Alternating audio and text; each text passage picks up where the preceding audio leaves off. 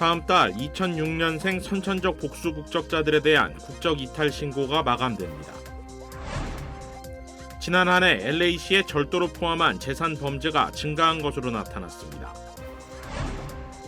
캔자스의 한 부부가 아버지의 시신을 6년 동안 집안에 두고 연금 수십만 달러를 대신 수령한 혐의로 기소됐습니다.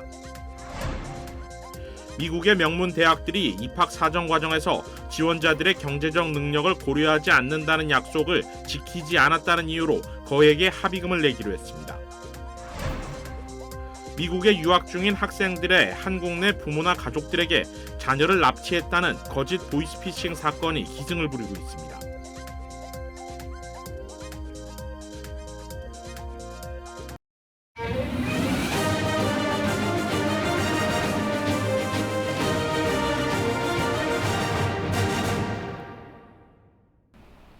시청자 여러분 안녕하십니까? KBS 아메리카 뉴스입니다. 다음 달 2006년생 선천적 복수 국적자들에 대한 국적 이탈 신고가 마감됩니다. 신고 기간을 넘길 경우 병역 의무를 이행한 뒤에야 국적 이탈 절차를 밟을 수 있는데요. 시민권자 자녀를 둔 부모들은 한국 정부의 국적법이 여전히 허점투성이라며 신속한 법안 개정을 촉구하고 있습니다. 이우수 기자가 취재했습니다. 홀로 아들을 키우고 있는 김 씨는 최근 자녀의 국적 이탈 문제로 고민이 많습니다.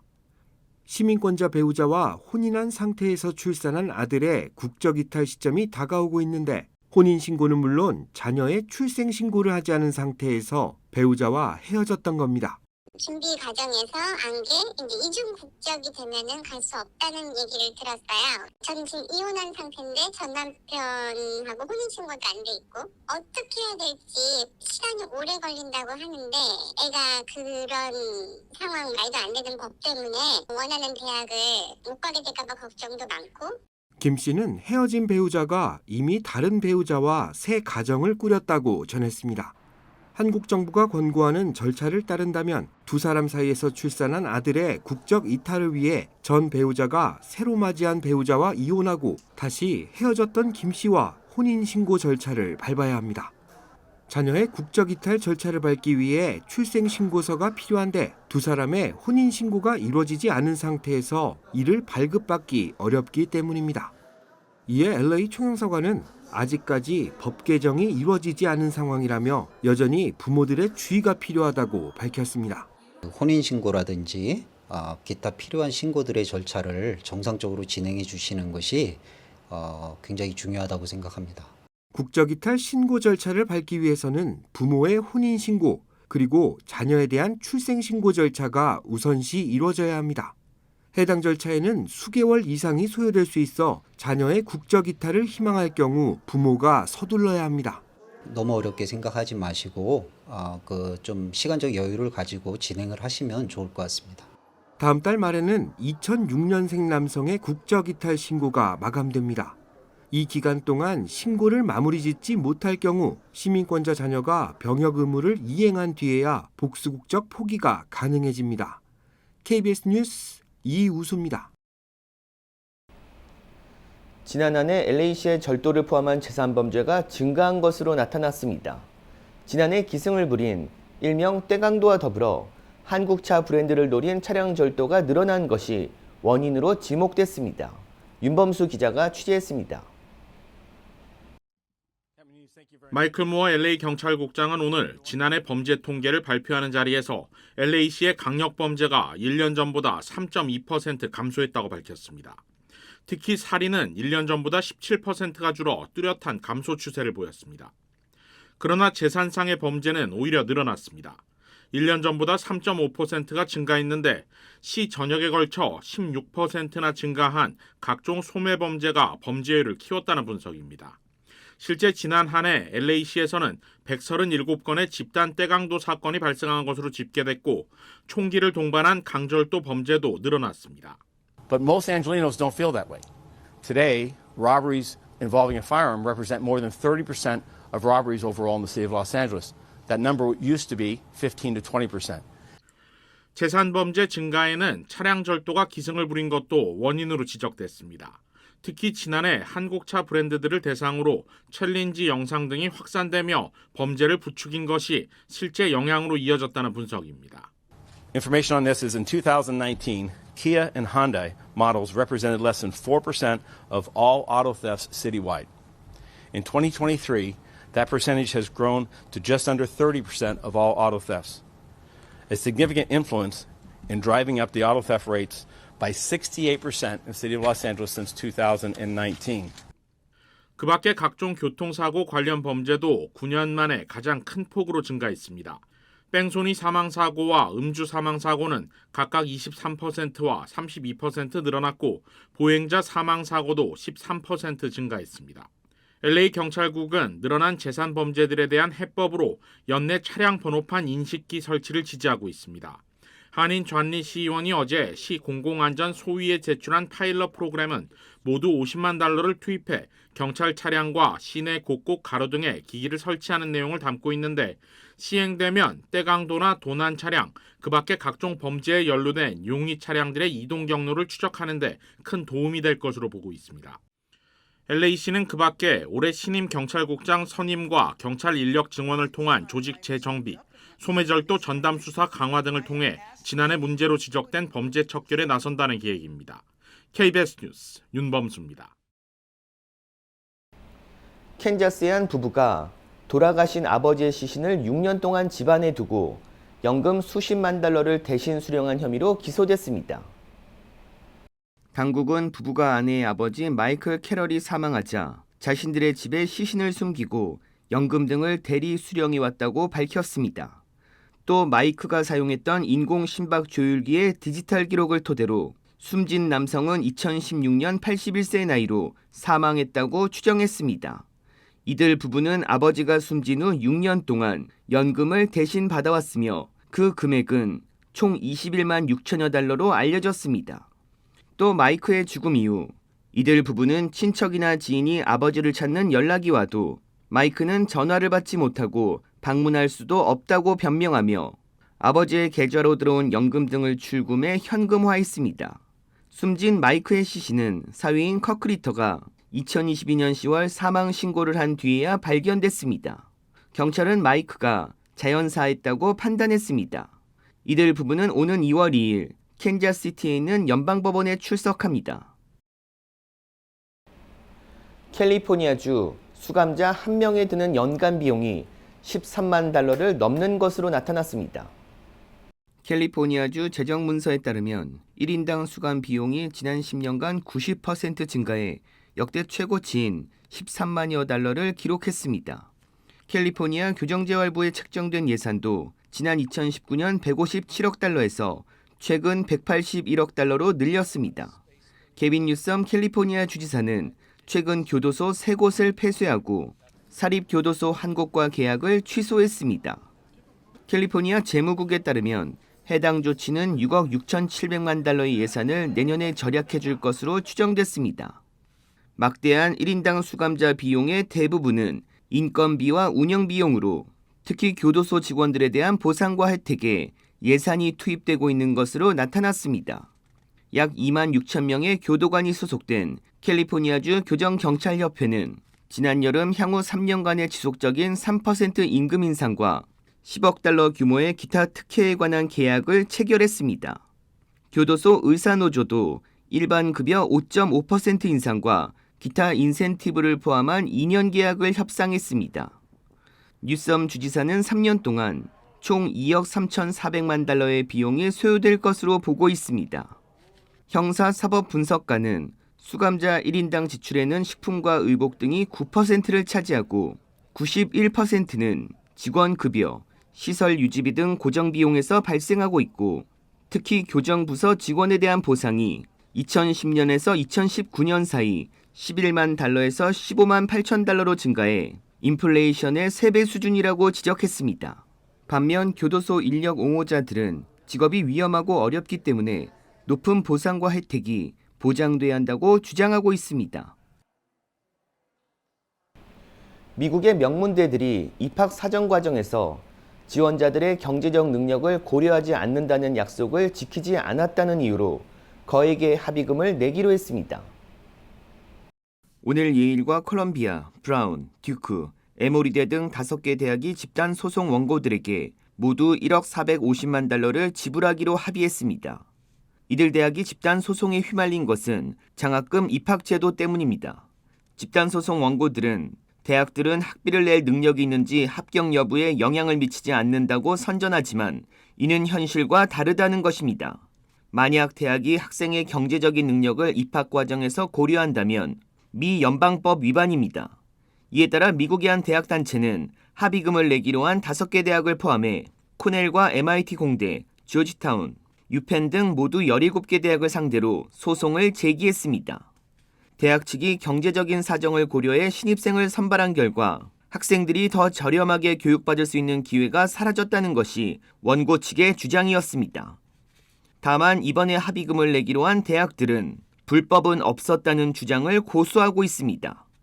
브라운대는 합의금을 지급하기로 약속한 이유에 대해 학생들에 대한 지원에 전념하기 위한 결정이라고 밝혔습니다.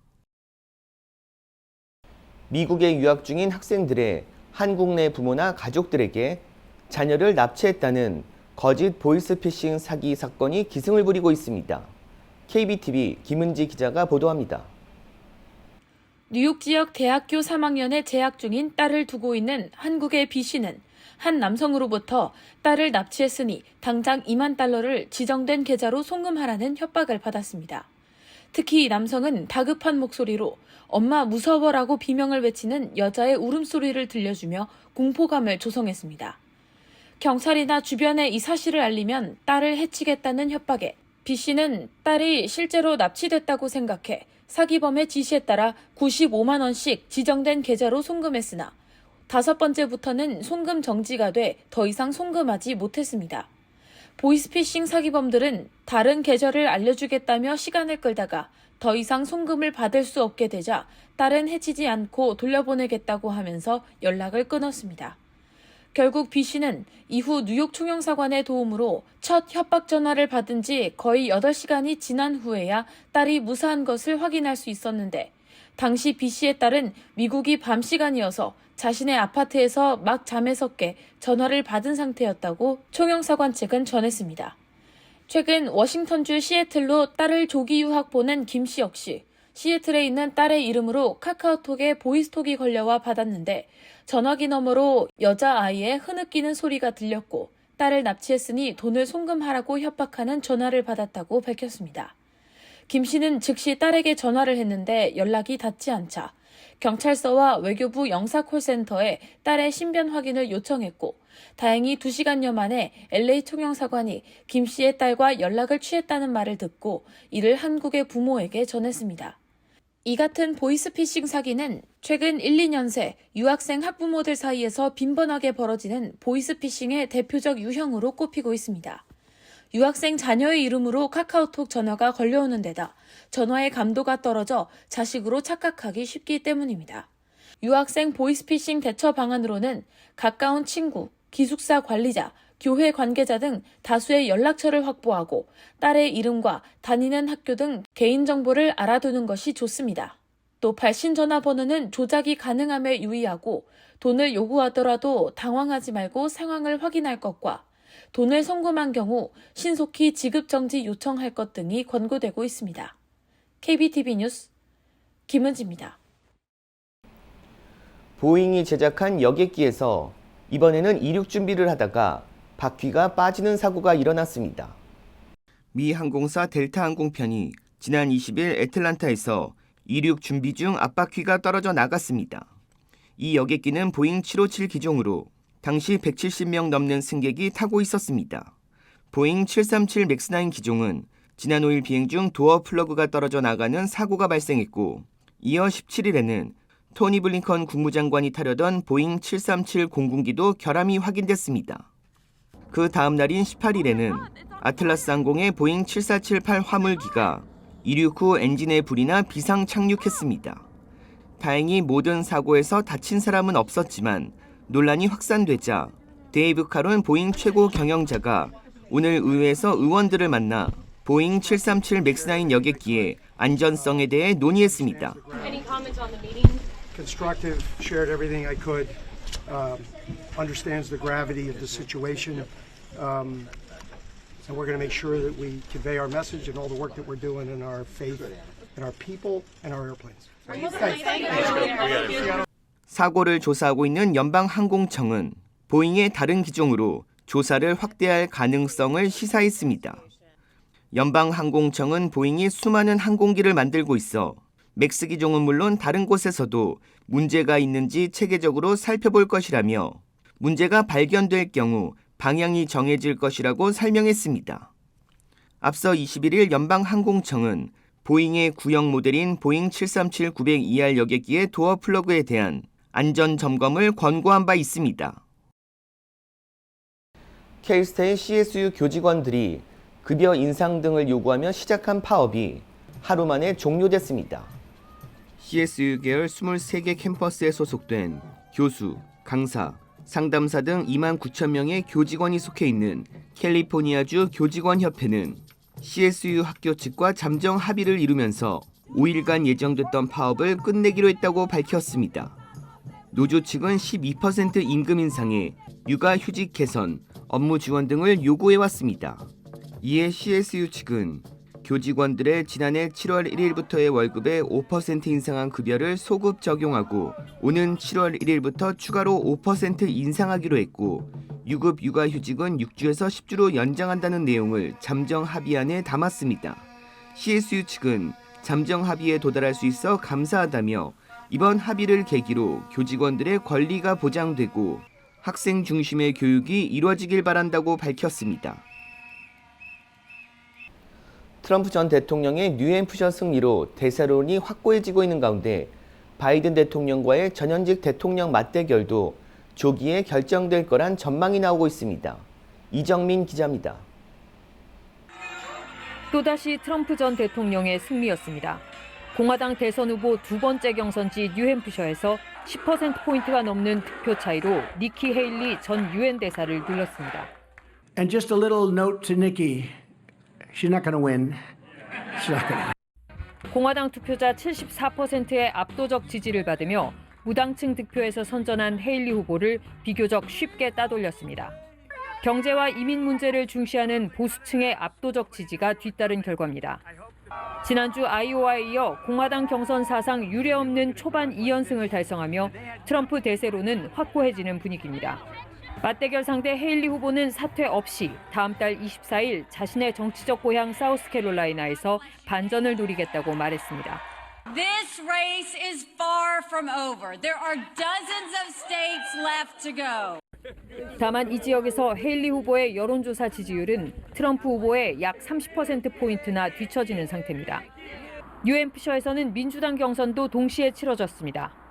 비공식 선거여서 바이든 대통령은 후보 등록을 안 했지만 투표용지에 바이든 대통령 이름을 쓴 투표자가 65% 안팎에 이르는 걸로 분석됩니다. 바이든 대통령은 트럼프가 공화당 후보가 될 게 분명하다, 위험한 일이라고 성명을 냈습니다. We will vote on a record numbers. And when we do that, we'll teach Donald Trump a valuable lesson. 바이든과 트럼프의 본선 재대결이 조기 확정될 가능성이 높아지면서 두 사람의 본격적인 경쟁도 더 빨라질 거란 전망이 우세합니다. 워싱턴에서 KBS 뉴스 이정민입니다. 트럼프 전 대통령 공화당 대세론에 금융시장은 트럼프 효과에 관심이 집중되고 있습니다. KBTV 전상희 기자입니다. 골드만삭스의 글로벌 마켓 리서치 그룹은 최근 11월 대선과 상원 선거에서 공화당이 백악관과 의회 모두를 차지할 가능성이 높다며 이 경우 연방준비제도가 경제 과열 가능성을 경계해 기준금리를 높여 장기 국채 수익률이 오를 수 있다고 전망했습니다. 전문가들은 트럼프 전 대통령이 당선되면 확장 재정 등 경기 부양책과 감세 정책 등을 추진할 것으로 예상하고 있습니다. 이는 인플레이션에 대한 우려를 높이는 동시에 국채 발행이 늘어나 국채 수익률을 높이는 결과로 이어질 수 있다는 것입니다.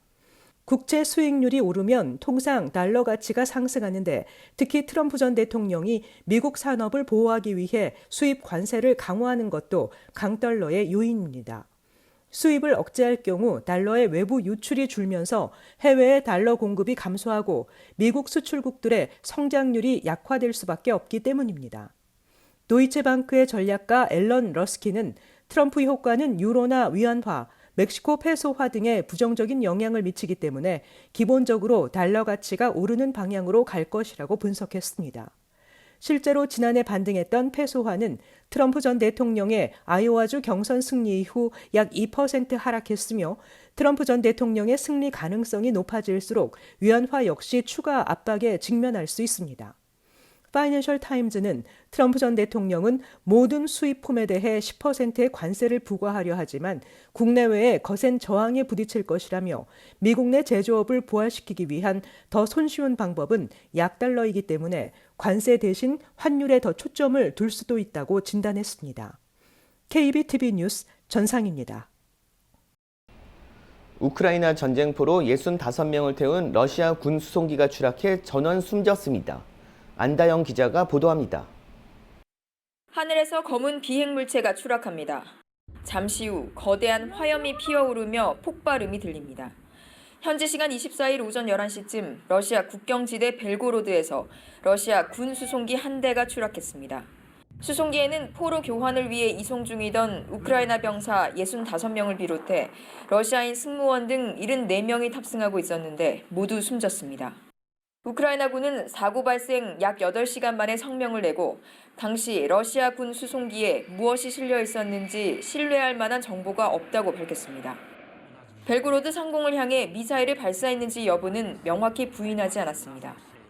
다만 이날 벨고로드 주변 지역의 항공 안전을 보장해달라는 요청을 받지 못했다며 우크라이나 상황을 불안정하게 만들기 위한 러시아의 계획된 행동일 수 있다고 주장했습니다. 러시아의 계략에 말려 해당 수송기를 5인 사격했을 가능성을 열어둔 것으로 해석됩니다. 파리에서 KBS 뉴스 안다영입니다.